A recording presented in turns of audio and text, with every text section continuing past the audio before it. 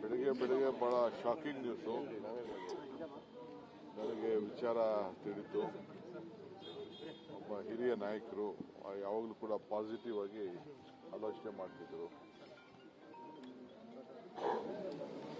ನನಗೆ ಪಾರ್ಟಿ ಬಿಟ್ಟು ತಿರ್ಗಾ ಹೋಗಿ ತಿರ್ಗಾ ವಾಪಸ್ಸು ಇದೆಲ್ಲ ಆದಾಗ ಸ್ವಲ್ಪ ಮನಸ್ಸಿಗೆ ನೋವಾಗಿತ್ತು.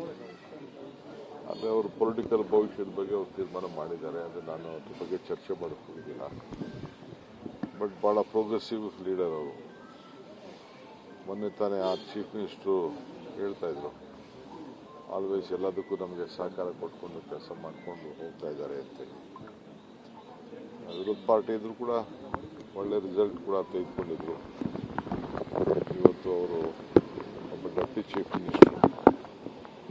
ಸೊ ಇವತ್ತು ಅವರು ನಮ್ಮಿಂದ ದೂರ ಆಗಿದ್ದಾರೆ.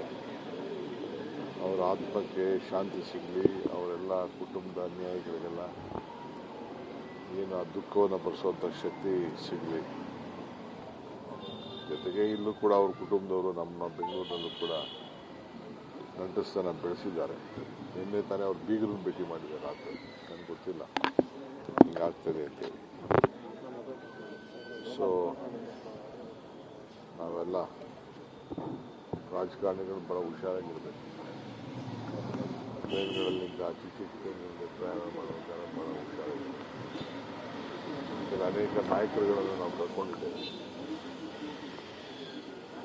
ಸ್ಪೀಕರ್ ಆಗಿದ್ದವರು,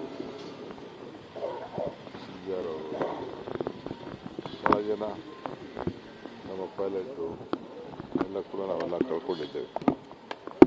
ಹುಷಾರಾಗಿರಬೇಕು ಅಂತ ನಾನು ಭಾವಿಸ್ತೀನಿ. ತಾಂತ್ರಿಕ ದೋಷ ಅಂತ ನನಗೇನ್ರಿ ಗೊತ್ತು. ನನಗೆ ಬಂದಿರೋ ಮೆಸೇಜ್ ಏನಿದೆ ನನಗೆ ಇಮಿಡಿಯೇಟ್ ಫೋನ್ ಮಾಡಿ ನನಗೆ ಹೇಳಿದ್ರು. ನಮ್ಮ ಸೋಷಿಯಲ್ ಮೀಡಿಯಾವರು ನನಗೆ ತಿಳಿಸಿದ್ರು. ಬೇರೆ ನನ್ನ ಫ್ರೆಂಡ್ಸು ಕೂಡ ಬಾಂಬೆಯಿಂದ ಫೋನ್ ಮಾಡಿ ಇಮಿಡಿಯೇಟಾಗಿ ತಿಳಿಸಿದ್ರು. ಸೊ ಅದನ್ನೇ ನಾನು ಎಲ್ಲರೂ ಮಾತಾಡ್ತಿದ್ದಿಲ್ಲ. ಈಗ 4 ಗಂಟೆ ಮುಂಚಿದಾಗ ಹೊರಡ್ತಿದ್ದೆ ನಾನು. ಯಾರು ಒಳಗಡೆ ಇದ್ರು ಏನು ಎತ್ತ ಅಂತ ಹೇಳಿ ಅದನ್ನು ಚರ್ಚೆ ಮಾಡ್ತೀನಿ. ವಿಮಾನ ದುರಂತಗಳು ಜಾಸ್ತಿ ಆಗ್ತದೆ. ಏನು ಅದ್ರ ಬಗ್ಗೆ ಮಾತಾಡಕ್ಕೆ ಹೋಗಲ್ಲ. ಸ್ವಲ್ಪ ಡೀಟೇಲ್ ರಿಪೋರ್ಟ್